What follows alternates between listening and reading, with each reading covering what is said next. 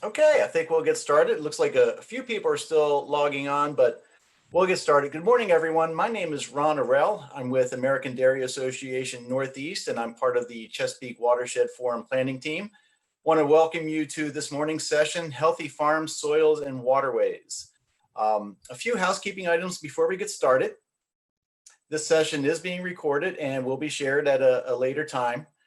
Everybody is muted by us, the hosts, to raise questions or tell us that you have any technical problems. Please use the chat box. We won't be using the raise hand button for this session. We do encourage you to update your name with your pronoun and organization. To do that, hover over your image to show the menu and select rename. And again, if you are having technical problems, please message the host in the chat box. After the session, we do encourage you to go to Sched and provide your feedback on this session page. So as people were logging on, we asked you to respond to a quick survey. What do you hear? What do you think of when you hear the term soil health? And Brittany, I'll ask you to show those results now. Okay, so organic matter, worms, nitrogen, phosphorus, a lot of things being floated out there. I'm happy to say that just about all of these things, maybe all of these things as I'm looking at them, will come up in the presentations by our next speakers. And I'll be happy to introduce our two speakers. We'll be joined by Leroy Bupp and Lisa Blazure. Both their bios are in the Sched session page, but Leroy is an active dairy farmer in York County, Pennsylvania. He's also on the board of directors of the Pennsylvania No-Till Alliance. Lisa is soil health coordinator with Stroud Water Research Center, and as the Pennsylvania Soil Health Coalition coordinator, she fosters collaboration among numerous stakeholders involved in soil health education and research. So looking forward to seeing what our presenters have for us today. I know, Leroy, you're going to take us to your farm. I will unmute you and ask you to go ahead and turn on your video, and I'll hand it over to you. Hello. Start. No.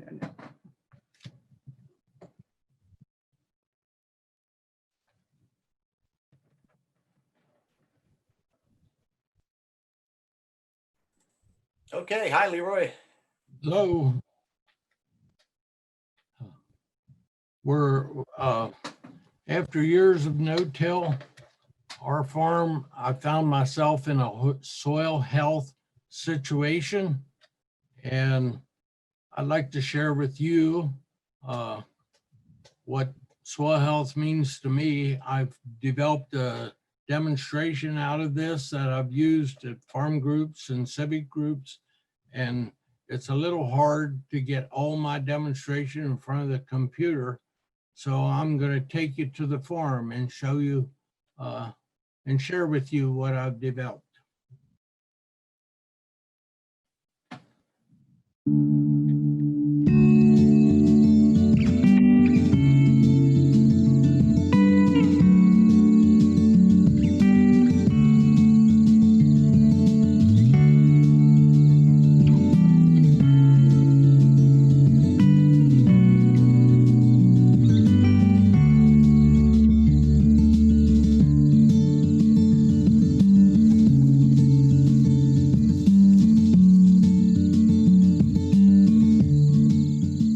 My name is Leroy Bupp. I've farmed here since 1963. We're in York County, Pennsylvania. We're in the Susquehanna Watershed Basin. It runs into the Chesapeake Bay. I'm part of the Pennsylvania No-Till Alliance, and our mission is to introduce and help with no-till, which is very helpful in soil health. And today we're here to talk about soil. Soil is one of our most basic parts of life. It's the soil that we walk on. It's the soil that grows our food. It's the soil that grows our fiber for our clothes. Soil is one of the most important things in our life. And we're going to talk about how soil works a little bit. Today in all our farm publications and conservation, we hear about soil health, and it's something we greatly neglected over years and years of farming because we didn't really understand soil health, and that's really not very good because soil health is strictly what Mother Nature made, the way Mother Nature made it to work, and all we're doing in soil health is learning to farm in Mother Nature's image. And we'll discuss a little bit of how that works, and we'll see some details of how it works. First off, we have some soil here in front of us, conventional soil, which is tilled soil, and we have no-till soil that's been no-tilled for 40 years, and it's a darker color. The 40-year no-till is darker, that's more organic matter, and the conventional soil is lighter in color, and that's because the oxidation burns up all the organic matter. Before we get started, we want to understand the difference between conventional and no-till. This is a disc golf my no-till planter. To no-till crops in, we take two of these and put them at a slight V, which opens a slot about a ½ inch wide to an inch wide, drops the seed in and closes it. Minimum soil disturbance. That's our goal.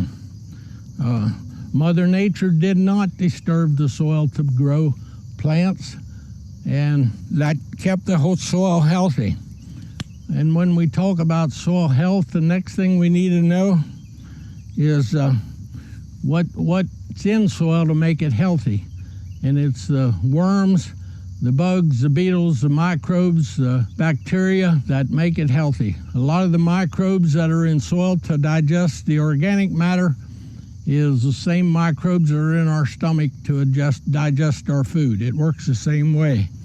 Our soil is alive. It's a part of our living ecosystem. A healthy soil will have as many worms, bugs, beetles to weigh as much as a cow. A really healthy soil will have enough soil life to weigh as much as 2 cows. So that gives you some idea of what healthy soil is. So if we go back in time a little bit, what happens when we kill the life in the soil and it gets dead? We created the biggest natural catastrophe in our soil by tilling. Back in the early 30s, we had what's known as the Dust Bowl, everybody knows about. And what caused the Dust Bowl?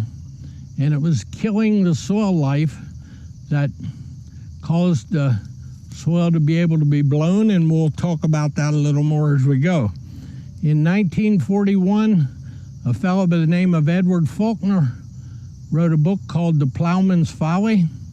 And in The Plowman's Folly, it was only 8 years after the Dust Bowl, but he said Mother Nature did not have to till the soil to plant. Why are we tilling the soil?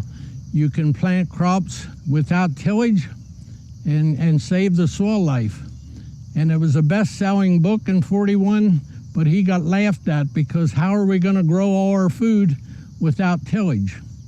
Well, as time we learned we can do that, and most farmers today do use a no-till planter, but it's primarily an economical move for them, and soil health is kind of comes along with it.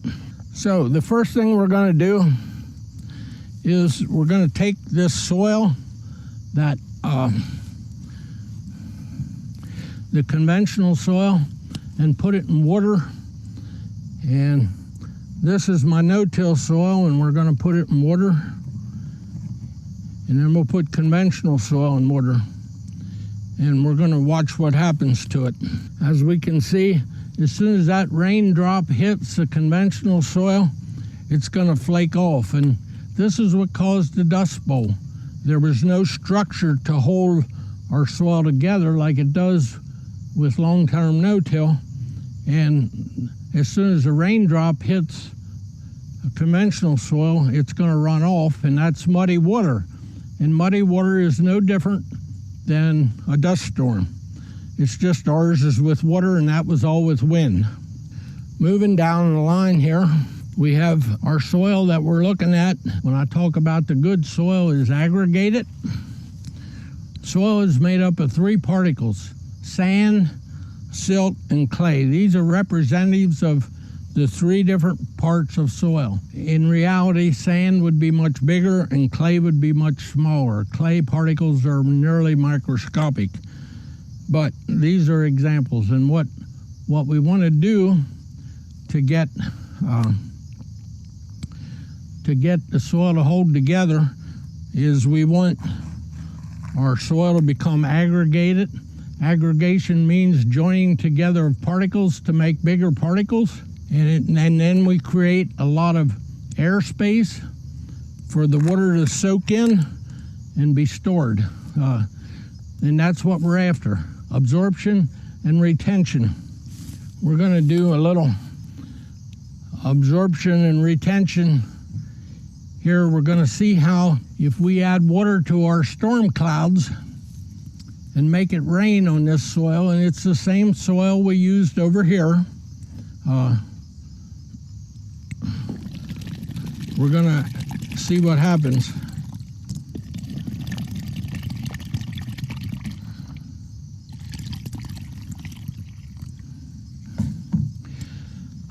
As we watch it rain on this soil, we can see the water does not penetrate the conventional soil, and it's going to run off the top cloudy into the bay. We can see in our no-till soil that the water is starting to perk through.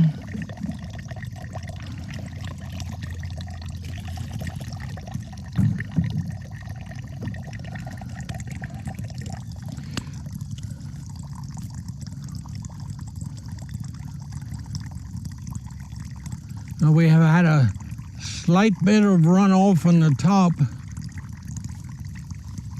but this, if you notice this little spigot down below, that's our underground water. That's what we want. Most of the water has perked through to the underground water, and the underground water is running off as a spring in the bay, down our streams and into the bay, and that's our goal. Do we want a quick runoff into the bay that's muddy, or do we want a slow, continuous runoff by spring water into our streams that feed the bay? One of the things that greatly help our percolation is our soil life, our bugs, our beetles, and especially the fish worms. And this is a night crawler hole that was in a chunk, and on top is what's called middings. The night crawlers will pile this over top their hole for protection and future food. A night crawler will spend 5 to 7 years in the same hole. If they can, they like not to leave their hole. They like to leave their tail in their hole and just reach out and gather food, and that's part of what they do when they pull this middings in on top of their hole. They'll take some of the food down the hole to let bacteria work on it, and then they eat it as it's digesting. They like not to leave their holes because they can feel, but they can't see. And if they go away from their hole, they'll get lost and might not get back to their hole, and they're subject to predators such as birds and people who want to go fishing. In order to understand a little bit more of how this worm operates, we're going to talk a little bit about reproduction of a worm. And I need 2 volunteers to come, and we'll go on one on the other side of me. You've all seen a worm have that orange band around them. So these 2 volunteers are our worms, and we're going to put an orange band on them.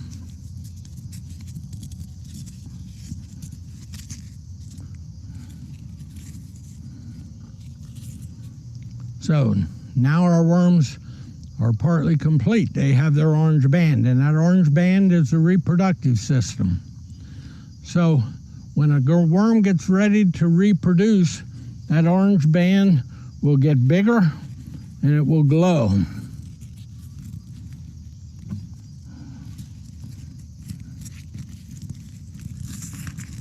So now we have worms that are ready to reproduce. Worms have both male and female organs in themselves, but they need to latch up with another worm in order to reproduce. Their latch up may take from 5 minutes to 45 minutes. Time isn't important. And during that period of time, they will fertilize and pass about 6 to 8 eggs, and they form a saliva-type solution that when one pulls out and then the other pulls out, we have a cocoon left, and that cocoon will go in the soil and stay there till spring or fall, whenever it's convenient, until they hatch. And tillage will destroy the cocoons, tillage will destroy the worms. As we can see, of the water we put in, a lot has been absorbed and retained. What did soak in ran off by springs, and it's almost clear. And what didn't perk in the soil and conventional was a quick runoff of muddy water. I got a jar of water here that we had 12 inches of rain on this farm in 2018 in July, and it was 12 inches in 3 days, and we had 9 inches. And coming down this driveway here beside us was running clear water. And then overnight we had another 3 inches of water, and by morning we still had clear water. And this sample is of the runoff from my no-till fields after 12 inches of rain. And that's what we're trying to accomplish. Where we're standing is in a 40-year no-till field with a heavy cover crop. Our cover crops, first off, if we plant a monoculture, one cover crop, I can see through it, you can see through it. We're going to lose a lot of sun rays. If we add mollusc species to it, we'll gather more sun rays. And if we add a little more, that's pollinators that'll help, plus gather more sun rays. And I talk about sun rays, but that's we haven't talked about the sunshine yet. And probably the most important thing we have is Mr. Sunshine. And the sunshine has about 1,633 horsepower of energy per acre per year. It takes about 600 horsepower to drive the water cycle, the rain, evaporation, the rain, and it takes about 400 horsepower to grow our crops. And if we don't have a cover crop, we're wasting the other 600 horsepower. If we got cover crops, it will absorb a lot of carbon out of the atmosphere and put it in the soil, where it makes our soil darker and functions more properly. So Mr. Sunshine's one of our most important things we have. Coming back to this, it's pretty well finished for the moment, but you can see we don't have near as much water. The retention is so much greater because we have those pore spaces. What ran off because it wouldn't percolate is very muddy. What we're trying to do is, with this soil, is create a sponge so that it absorbs that water and don't run it all off at one time. And another thing that's very important in our soil is mycorrhizae fungi. And mycorrhizae fungi is a spider-like web connection in the soil that is basically, it's a root extension that connects to the root and connects to water and nutrients that are in the soil and transfers it back to the plant. So mycorrhizae fungi is very much a part of our soil health. If we do tillage, it destroys it and it's gone. So we've talked a lot about what makes soil healthy. We're going to talk a little bit about how we have destroyed the soil health over the years. We've taken this disc and put a lot of them together at an angle and tilled the soil and turned it into Tilly the Tillage gremlin.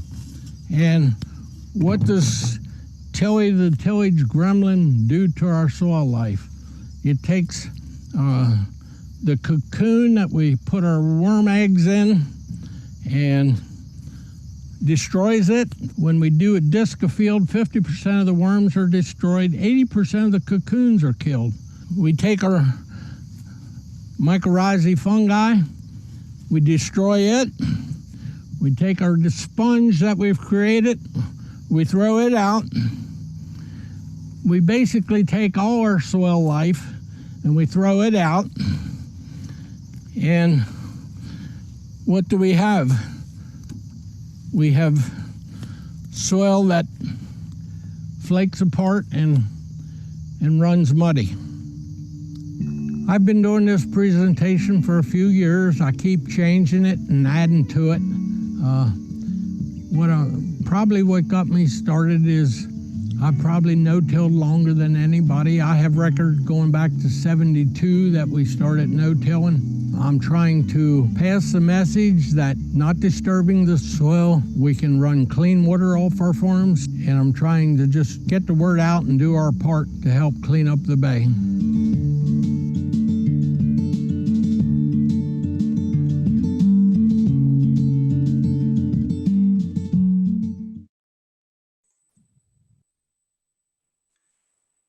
Great. Well, thank you very much, Leroy. And to our attendees, just want to let you know this is the first time that this video aired publicly, so you're in the know now. Very glad that we had a chance to record this and not do it live today. Thank you very much, Leroy, for letting that happen, and thanks for all that clear water that we're getting off of your farm today. Do want to encourage folks again in the chat box. We'll do questions and answers at the end of both presentations.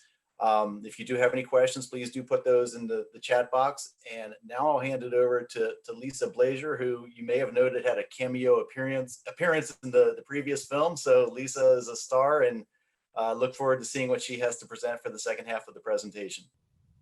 There we go. All right, so welcome everyone to the second half of our session today. I apologize for that technical difficulty that we had. But I want to spend about the next 10 to 15 minutes just kind of reinforcing those concepts that Leroy just introduced to us in that great video, and dive a little bit into some of the science and the data that's been collected around these soil health principles. So, you know, Stroud Water Research Center and other organizations are recognizing that land management in the watershed plays a critical role in water quality. And these past 10 years, we've really seen a growing interest in soil health and improving soils as being a low-cost way to achieve our water quality goals. And it's really a win-win-win. It's a win for the farmers, it's a win for the environment, and it's a win for human health, because we're seeing that crops grown on these farms with healthy land management and healthy soils have higher nutrient density and higher protein levels. So next slide, please, Brittany. So essentially this boils down to four main principles of management on our agricultural lands. We want to minimize disturbance of the soils. We want to maximize the soil coverage and protect that precious topsoil layer from being vulnerable to erosion. We want to maximize diversity on the farms. So that could be adding more crops into the rotation, adding cover crops, and bringing livestock back onto the land and out of those confinement type systems. And then importantly, also having a living root, a living plants on our crop fields the many months of the year as we can, as Leroy demonstrated, to capture that solar energy. So I do want to be upfront and acknowledge that these soil health management and these regenerative agricultural management do require some level of chemistry. And it's primarily in the form of herbicides to control weeds and to also kill those cover crops in the spring prior to planting. But what we're learning as farms are in this management system for many years, that they can start drastically cutting back on those chemical inputs to the farm. A lot of these farms no longer use any fungicides or insecticides, and they've gotten their herbicide applications greatly reduced as well. So the other kind of growing momentum that we have in our country with our food system is the growth of organic production.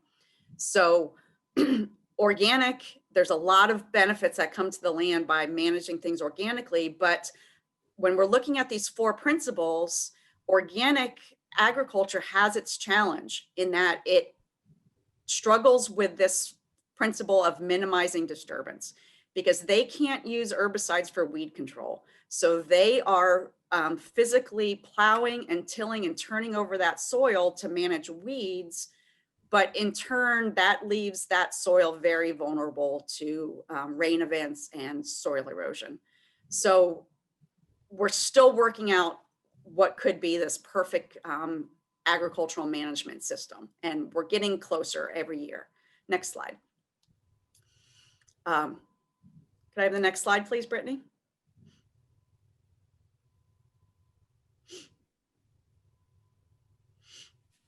There we go. So just to set the stage for those of you who may not be familiar with,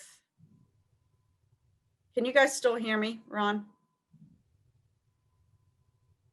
Yes, we can hear you. I had a message pop up that I was muted again. To set the stage for no-till planting, the concepts are that you're planting that crop directly into the prior year's crop residue without disturbing that soil. And to take it even one step further, the images on the right side of the stream are a technique called planting green, where these farmers are allowing those cover crops to grow later into the spring season and get those maximum benefits from the crops. Next slide. So cover crops are really critical to this system. You know, initially they were promoted to protect the soil, and what we're learning is that they also can scavenge those nutrients at the end of the growing season, those leftover nutrients that may be there, and hold on and capture and cycle those nutrients for the next crop year.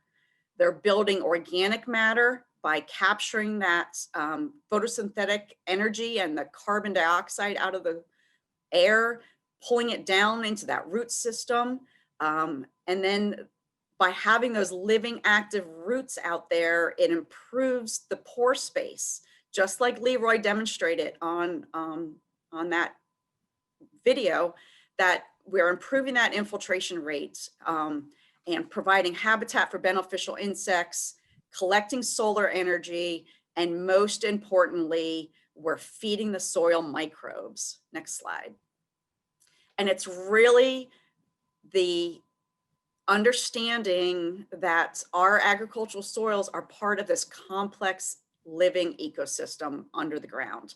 And that it's really the soil biology that we have degraded over the years and we have not been nurturing and sustaining. And that soil biology really provides a lot of ecosystem services. You're creating that natural organic pool of nitrogen.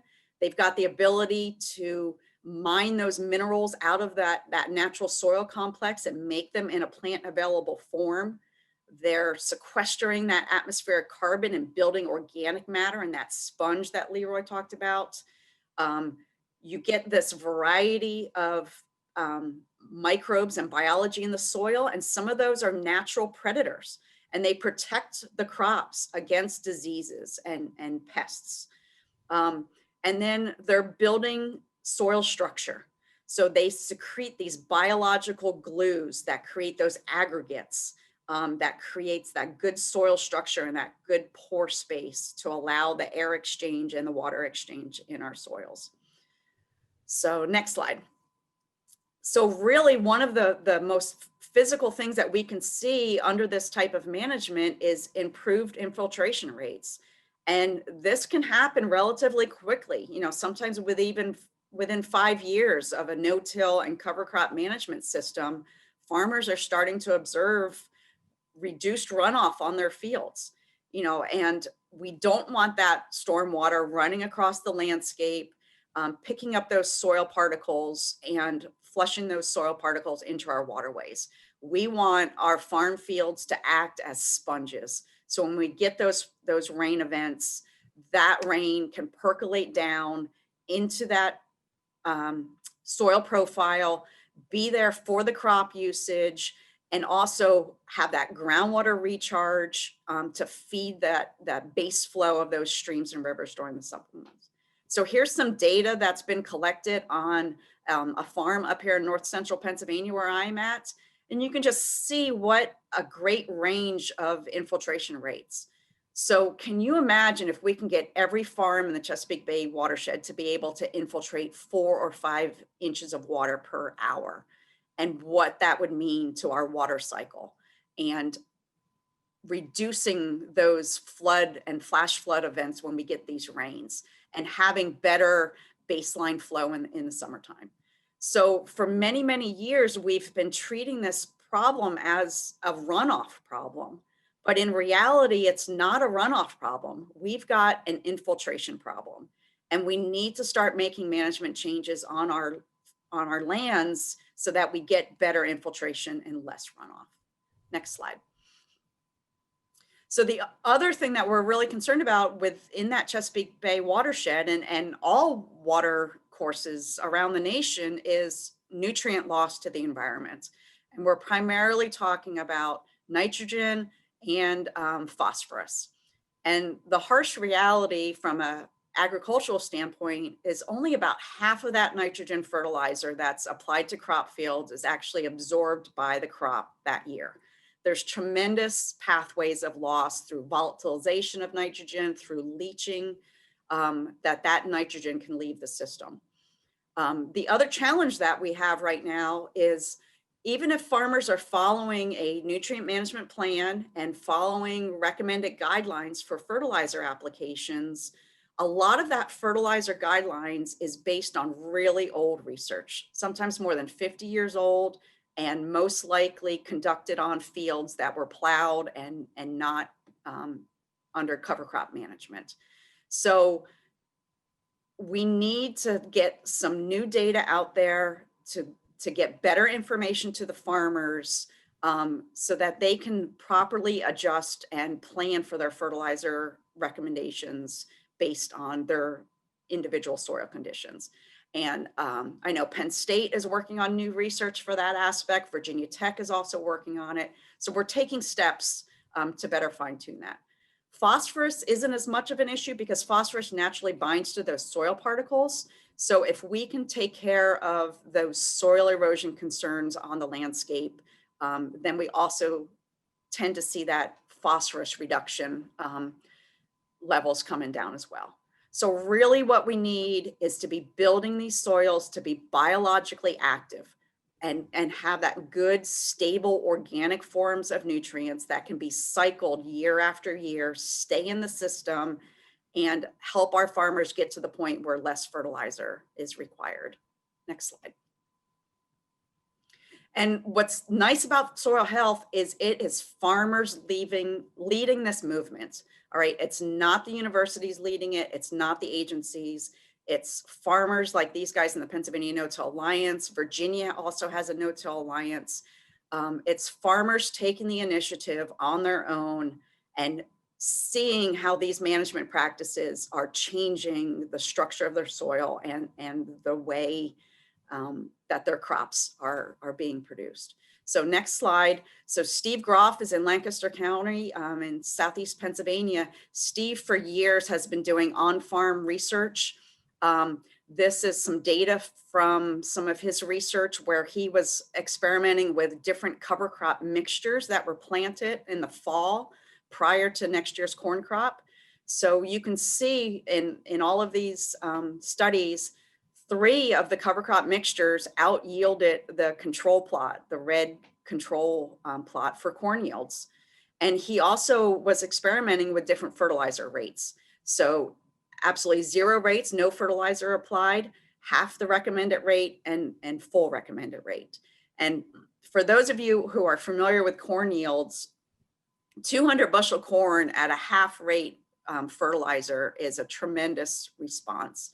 So we know the potential is out there to build these biological soils and to be able to reduce our fertilizer inputs on these crop fields. Next slide, please. This is another case study for nutrient management that's really data heavy. And it's essentially just a mass balance calculation. So the farms know what nutrients are being applied to the crops based on manure and fertilizer inputs. And then they know that crops are removing. So if this farm was to be following Penn State's recommendations, it should be applying 48 more pounds of nitrogen per acre. And this farmer has made the decision that he doesn't need to do that. So on the 340 acres that he manages, if he was applying this extra nitrogen, that would amount to over 16,000 pounds of extra nitrogen that he would be applying. And that's just one farm in one part of the Bay watershed. Next slide, please.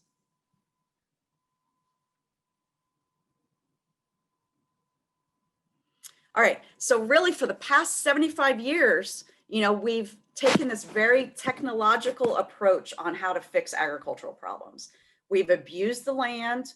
We've forgotten the fact that our farms are part of this natural world and they should be functioning as natural systems.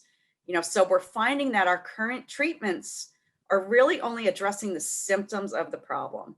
And what we need is to change our approach, and we really need to get to the heart and the source of the problem and why our soils aren't functioning properly. Next slide, please. So is it time for a paradigm shift? Do we really need to be changing our perspective on this? And I truly believe that improving soil health is our solution. And it's where we need to be focusing our efforts in the future moving forward. Because there are so many far-reaching benefits that we get under this method of land management. And it's my hope that regenerative agriculture becomes the new normal in our food production systems. And for you younger folks out there in the audience, that your kids will look back at this period of our history and just kind of shake our head in disbelief at our current methods of farming, that all they've ever known are profitable food systems that produce healthy foods while also protecting the environment. And that's what we need to be striving for. And by promoting and educating about soil health, I think we can really get there. So that wraps up my portion of the talk. Hopefully we still have a few minutes, Ron, for some questions for either myself or Leroy.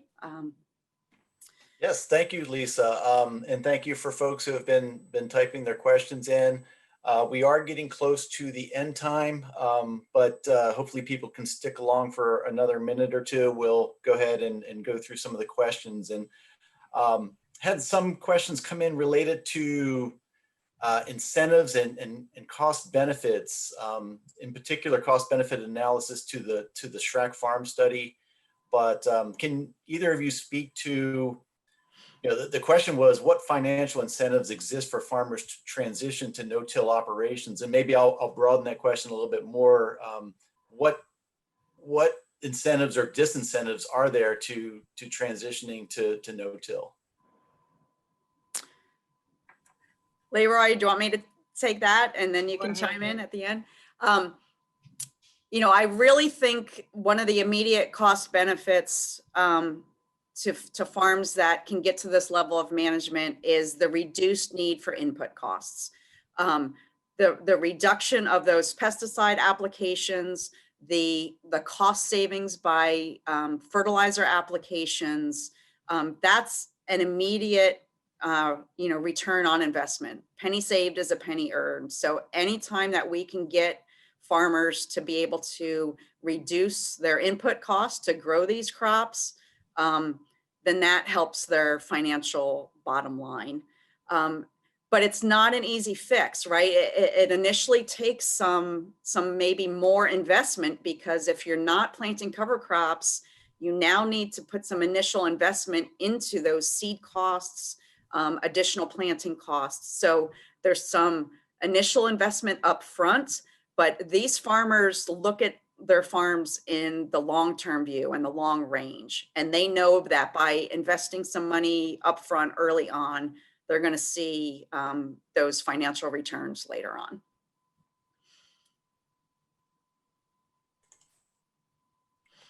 Leroy, did you have anything you wanted to add there? We talk about mimicking Mother Nature, and Mother Nature didn't have to put fertilizer to grow our good prairie grass in the West, and Mother Nature didn't have to put fertilizer on to grow crops. When we get the biology in the soil more back to being healthy, I don't think we'll need as much fertilizer, and that's the driving force. Okay, great. So we had a question from a no-till farmer in Delaware who reports that he's seeing some reduction in corn production over the years. Wanted to know, are other no-till farmers seeing a long-term reduction in production? And maybe can you speculate as to why he might be experiencing this himself? I don't know what might be causing his problem, but as a whole, as our soil gets healthier, we get better production. And I can't really relate to what his problem is. That's not a normal trend. Yeah, I would say also that's not a normal trend that I've heard. Yields tend to maintain or even increase over time. But I think part of it comes down to maybe the amount of cover crop biomass that there may be in the spring, and the carbon to nitrogen ratio of that biomass as it's breaking down and decomposing into this thing could potentially be taking some of that nitrogen away from the cash crop, and that nitrogen's being used to break down that cover crop residue. So it may be just some fine tuning of some nitrogen in the beginning of the season to allow for that breakdown of the residue early on. That's one possibility. Thanks. A couple questions related to herbicide use and no-till. How are farmers combating herbicide-resistant weeds? And are there preventative techniques to reduce the weed seed bank? We need to rotate our crops so that we're not always growing the same crop and using the same spray. And if we rotate our crops more, and then we can rotate our weed killers to cover a broader spectrum. Usually where the biggest problem comes in is where they grow the same crop all the time and use the same chemical all the time and create their own problem.